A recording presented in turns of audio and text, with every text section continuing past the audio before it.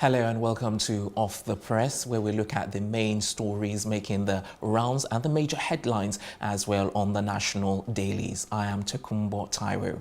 Now, on today's episode of the program, we've got a couple of newspapers here. We've got The Punch, we've got Vanguard, we've got The Nation, and we've got The Guardian as well. We'll be looking at the headlines. And here to help us with the analysis right here on the program, I've got two analysts. We have Nejeeb Bello, Public Affairs Analyst. Good to have you on the program. Thank you for having me. Thank you for coming as well. And we also have Ugochukwu, Ikeakor, Political Analyst. Thank you very much. Thank you for having me.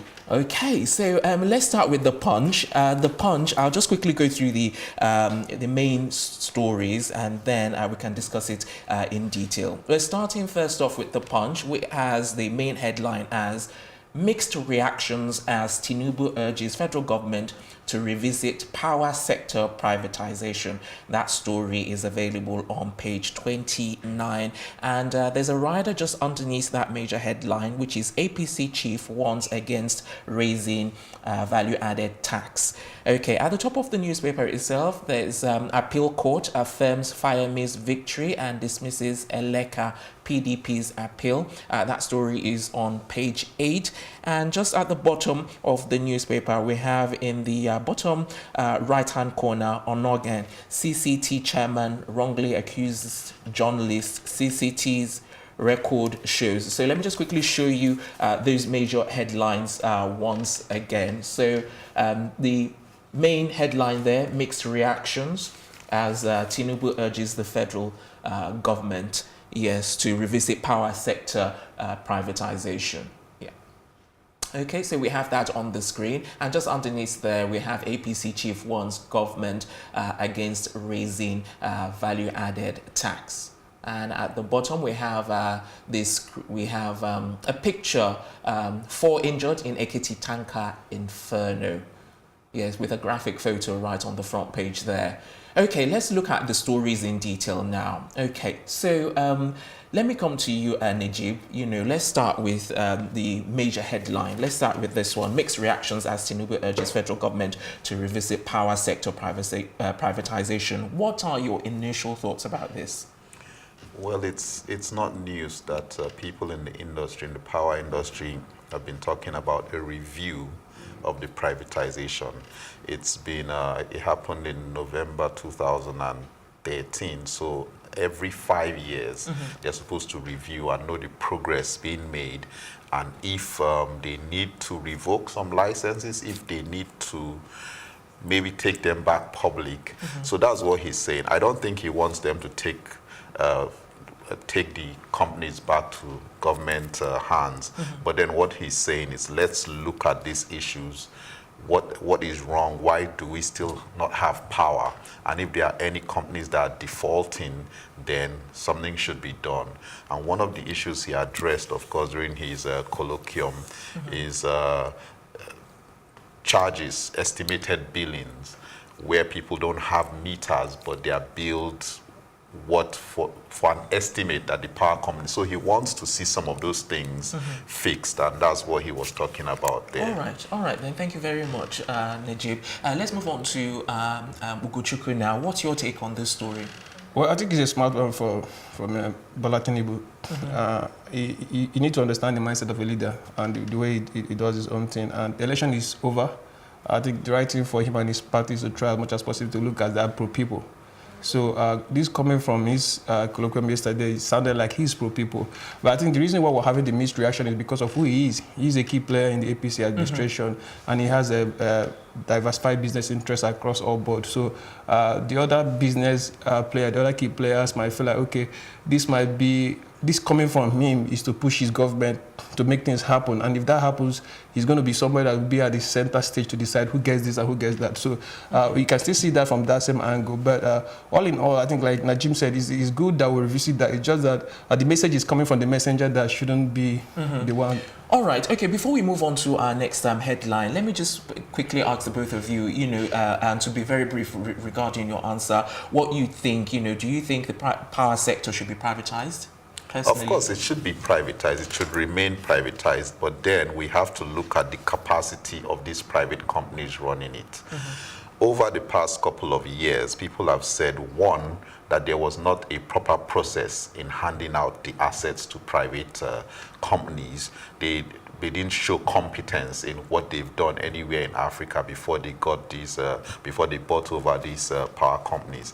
And secondly, how have they improved the standing in terms of generation, in terms of distribution? How have they improved it since they got these things about 5 years ago? Okay. So left to me, it should be in private hands, but it should, the licenses should be something that you can revoke them when they are not meeting up to targets. Exactly, the targets that were set. All right, Ugochukwu, what's your take? No, I share the same sentiment. All right, in that case, let me come back to you, Nejeeb. You know, let's quickly talk about Onogie, and then we can move on to the next paper. What's your take about the story? Okay, about the CCT chairman. Wrongly accused. Yes, he said some of the things that were decided at the tribunal were wrongly were misrepresented by journalists, and he sort of threatened them, I think, to almost 28 years in prison or so if they continued that way. But then the story the papers carried was that Onogie's lawyer had said that some of the documents he signed, he tendered, some of his forms, some of his were tampered, altered. So I think it's the same thing, tampered or altered. Exactly. So it's just a case of maybe grammar or this thing. So the journalists are fighting back to say, no, we didn't twist any words. Okay. So it's a simple case of that. All right, Nejeeb, thank you very much. Ugochukwu, let me get you to just one line, you know, say one or two things, you know, about this story, and then maybe we can move on. Well, for me, I think the story of Justice Onogie is sad, because the truth is that this is a man that was not proven guilty, and we had the executive arm of government made us believe that this man is guilty. So it's a learning process for us, and we should understand that till anyone is proven guilty at the competent court of jurisdiction, the person is not a guilty person, and we just tainted our Chief Justice for nothing. All right, thank you very much. Let's move on to the Vanguard now. We've got the Vanguard newspaper, and the major headline on the Vanguard newspaper is Tinubu to Buhari, give Nigerians better life in your next term. The writers underneath that headline is wants privatization revisited, wants against tax increment, unjustified electricity charges, integrity deficient leadership causes Nigeria's woes. So that's the major headline right there. Give Nigerians better life in your next term. There are a couple of other stories as well. We can see just in the top right hand corner, NAS sends 30,000 naira minimum wage bill to Buhari for assent. That story is on page 9. Yep, and then next to that story, just at the top of the newspaper as well, we have PDP's Fintiri wins in Adamawa State, and that story is on page 8. And next to that, we have Osun in Osun State. Oyetola seeks reversal of tribunal's decision at the appeal court. That story is on page 10. And underneath that, we have Fayemi's election upheld as court dismisses Eleka PDP's appeal. Okay, so these are the major headlines on the Vanguard. Okay, let me start with you, Ugochukwu. Out of all of these headlines, which one would you like to touch on? Well, I think it's Mr. Bola Tinubu asking Buhari to give Nigerians a better life. I think the thing, you cannot ask somebody to give what they don't have. And it's a mockery, it's a contradiction, because during the first term, all available indices in the whole world, Nigeria was below par. So, and he went ahead to campaign for this same man, and INEC told us that they won. So do you think this is politics that he's also... It's pure politics, because the truth is this, and you're talking about the president that does not believe in privatization. We've seen the whole arm twisting, trying to bring back the Nigeria Airways. This is somebody, the mind of a leader tells you how far a leader will go. Obasanjo, when he came back in 1999, was pro-restructuring, was pro-capitalism, right? Buhari is more a pro-welfarism kind of person as a leader. He wants government to be in charge, government to be in control. We've seen issues they had with some of the big major telecommunication company.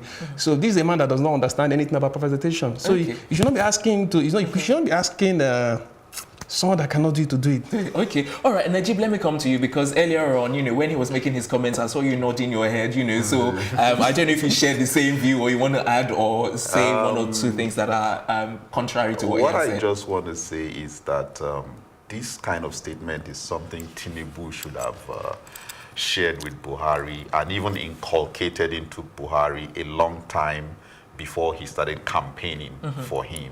So it's not after you've won victory for the man to run the country for another 4 years that you are now suggesting he gives us better life. But then they have their campaign policies. I think Tinubu is just trying to show himself during his birthday celebration that he's someone who wants things to change, things to be better for Nigerians. But then these are things that within their party, they should have inculcated in their people before the campaigns, before the elections. So let me chip in quickly. You see, the better life is the PDP campaign slogan. So I don't know why Tinubu is adding better life and next time in his speech yesterday. So maybe they've read articles, manifestos, and felt like, okay, let's take some things and see how you can make. But it's funny because this is better life. This is what article ran. This is the article used to be to during their campaign. So is Buhari is asking, Tinubu is asking Buhari to give Nigerians better life in his next term. We should be asking, why didn't they vote for the other guy? That should be the question. All right. In that case, let's move on to the next story. I think we should quickly touch on this PDP Fintiri win. What's your take about him winning in Adamawa State? I think the good thing is that the 2015 election, PDP lost majority of the northern states. And the good thing about this election with Fintiri winning yesterday, despite the fact that PDP didn't gain the presidency at the end of the day, they've made a lot of inroads in the north. They got back some states. They got back your state. They got Adamawa, Bauchi. So it's a good one for them. And I hope that the governors, that Fintiri and the Mohammed and the rest of them, will show the people the reason why they voted for them and make sure it counts for them. Okay, and Nejeeb, what's your take on that? I'm happy about how the elections have gone. They've been fairly peaceful, especially the rerun in Adamawa. I believe that Fintiri's performance would let people know, especially in those northern areas. Like he said, it will give an opportunity for PDP to prove itself. So it's a chance. Let's look at how they perform in Bauchi, in Adamawa. Okay. All right. So let's move on to our next paper now. We're moving on to The Nation. Yes. And the main headline on The Nation is regarding Tinubu once again, who advises the federal government on how to fix the economy. Yes, that story is available on page 4, 5, and pages 14 as well. So that's The Nation, the headline, Tinubu advises federal government on how to fix the economy. A few riders underneath that headline, ex-governor, any hike in VAT will be a burden on Nigerians. And then just underneath that, we've got Buhari, Oshibajo, and others honor Tinubu at birthday colloquium. That was a slip of tongue there, but you get the drift. All right, so in the top right-hand corner, we've got appeal court OK's Fayemi's election. That story is on page 57. And just underneath that, we've got court orders IPOB leader Kanu's arrest. Now, that's an interesting headline. Maybe we may touch on it as well. Just next to that, in the top left-hand corner, INEC declares Fintiri governor-elect. That's on page 6. Okay, so those are the major headlines. Okay, let me start with you, Nejeeb. What do you want to talk about on The Nation? I think we've touched this Tinubu story for much. Well, Fayemi's case at the appeal court. I think it should be settled for now. I think the man should just get on with the work and continue. There's no need to keep challenging whether he's rightfully elected or not. I think he has proven himself beyond reasonable doubt, and I believe the PDP should just let it go and look for opportunities in the next 3 or 4 years. That's my view on that. Okay, thank you for that view. Let's come on to... But I just want to talk about Tinubu. Okay. It feels like today is World Tinubu's Day. But the interesting thing is that I don't know whether he's auditioning to be the special advisor on the economy to the president or whatever his intent. All right, because like Nejeeb rightly said, we should understand when leaders are trying to play politics or when they're trying to do some things that are just a little bit interesting to watch, because these are things that we were expected to hear prior to the election proper, and he didn't say all this. And afterwards, you're telling this man what to do. And believe me, there is no reason for the man to listen to you. There is no reason in this God's green earth for the man to listen to you. So, well, he has said what he wanted to say, and at the end of the day, Mr. President has already started doing what he wants to do as a person. I think he missed the whole thing yesterday. So it shows him that, see, this man has people that he's listening to. He has a CBN governor, he has a Mayfield and the rest of them to talk to on economy. So you shouldn't be telling him this. If you know the economy was bad prior to the election, this is what you should have said. Okay, sir, the economy is bad, business and so thing, and I'm going to give you my support if you can guarantee me that you're going to fix this. And if you didn't do that and supported him to win, I expect him to listen to you. I think Tinubu should know better. on the VAT matter, I would want to say I am still a bit confused as to how Tinubu is complaining about a 50% increase in VAT to about 7.5 to 5%. Meanwhile, in Lagos here, we virtually pay 5% VAT and 5% consumption tax. And Tinubu in Lagos has not said, oh, Lagos State, stop charging these people consumption tax so that there will be more expenditure and the GDP will grow. So it's all part of the politics that we talked about earlier. Exactly. So it's strange to me how he would be complaining about rising VAT or increasing VAT in Nigeria. Here in Lagos, where he has more influence, he hasn't told them to scrap consumption tax. Okay, all right. Before we leave the nation, I want your thoughts on this court orders IPOB leader Kanu's arrest. Initial thoughts. Let me start with you, Ugochukwu. So for me, if Nnamdi Kanu, the court granted him bail for some reasons, all right, and I think he met that bail condition before he was granted bail, and I think he left the country, and I think he left the country. Nobody knew how he left the country, and for that, if he has failed all the court giving demands for him to be available to provide himself for a particular date, I think it's a step in the right direction for court to ask for him to be arrested, because if the court asks you to be around so date, and if you say present yourself to the state security services or do this thing at this particular time, and if you fail to do that, you're not giving them, there's no other reason for them to leave you to be, so they have to seek for your arrest and hopefully get him and prosecute him the right way. All right, Nejeeb, your take? Well, I wonder the people who stood for Nnamdi Kanu, for his bail, his guarantors, I wonder what role they have to play now. Because when you say, oh, you are going to vouch for this person, then when the person does not show up, you have to, you must have something to say or do in respect to that. But then it's only right that wherever Nnamdi Kanu is, I have no clue where he is, whether he's in the country or not. I still feel all of that is drama and speculation. I don't know where he is. But then the courts have a right to, like they said, they want to try him in absentia. Then whenever the security agencies get hold of him, he would come to face whatever sentence. And there's something interesting that Nejeeb said. You see, the guarantors, I think Ostasi Chidoka was one of them. Abaribe. At this point, there should be a conversation with them to know, okay, if you guarantee this guy is safe, if you guarantee this guy during the bail condition proper, so can you provide him for the court, can you provide him for the nation so they can face his trial the right way? And these are the conversation we should be having next. They should come out to say, okay, this is our position, this is what we're going to do as the guarantors. And if they cannot do that, if they cannot guarantee that, we'll allow the court to decide the next thing. Okay, so for time, let's leave that there. We move on to the next one. We have The Guardian, and the main headline on The Guardian is Why Buhari Stayed Away from Tinubu's Colloquium. Okay, so that is the main headline on The Guardian right there. So that story is available it's available on the first page and pages 4 and 5 as well. And underneath that, we've got APC leader cautions federal government against VAT increase. We've talked about that several times. And then just underneath, we've got drama as Akpabio vacates seats for Oshomole. Okay, all right. There's a couple of more stories. I think just at the bottom of the Guardian, we've got court revokes bail of IPOB's leader Nnamdi Kanu.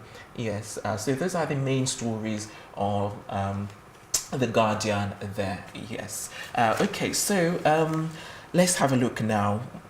We've pretty much talked about everything, really, haven't we? But maybe we should dwell more on Tinubu's colloquium this time as opposed to... Again, okay, at least this the story... drama. Yeah, this story puts it differently, why Buhari was away. Buhari has missed a couple of these Tinubu's events, and most of them have held in Lagos, so most people kind of assumed it was difficult for him to navigate. But now this is happening over there in Abuja. So the president has other events to attend to, which was the micro pension plan, very important to him. Like we see in one of these other stories, Pencom invests 6.5 trillion. A lot of the money from Pencom is going indirectly. A lot of money from our pensions is going indirectly into government projects, government capital projects. So Buhari is launching a micro pension plan for people in the informal sector especially. And I think he takes it very important that this flies. So I guess that's why he wasn't available for the colloquium. It's another important thing. Well, Ugochukwu is like, you can't wait to dish out. They always say that there is no smoke without fire. I don't know whether that's a Nigerian proverb or Ghana proverb. But the interesting thing is that I think in 2015 or 2016, something like this happened. And there was a lot of speculation that maybe at that point the president is having issues with Bola Ahmed Tinubu. And at this point, a lot of people, definitely, you might see Tinubu going to the State House in the next few days to shake hands and every other thing. But how do you say? We know sometimes signals are important, and signals, you can interpret some things from signals and every other thing.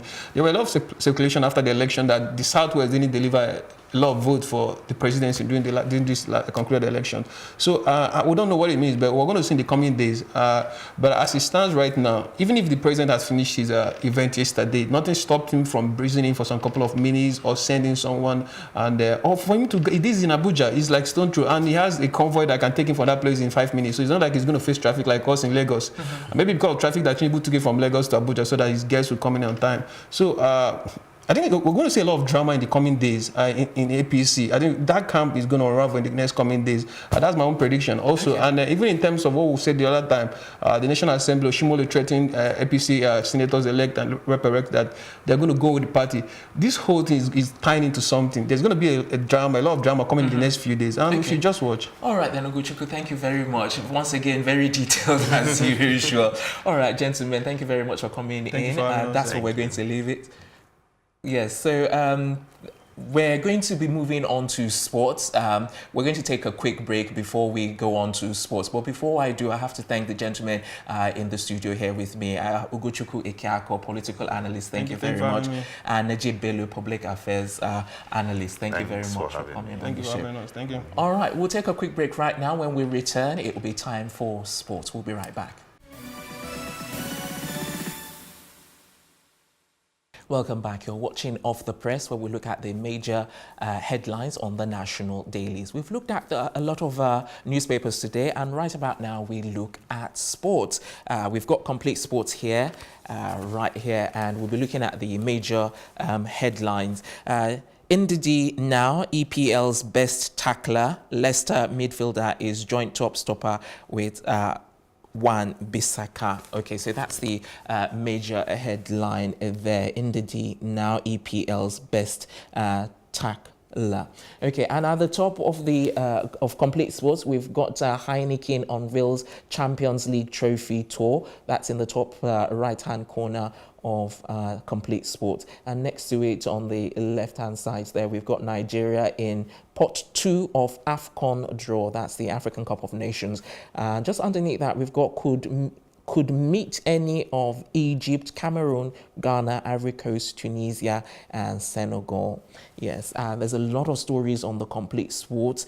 Unfortunately, time will not let us go into details. So these are the stories for complete sports. Okay, that's where we're going to wrap up on this edition of Off the Press. We're back on Monday at 8:30 precisely to bring you the latest newspaper stories and the latest newspaper headlines. Until then, I'm Tokunbo Taiwo saying have a happy weekend.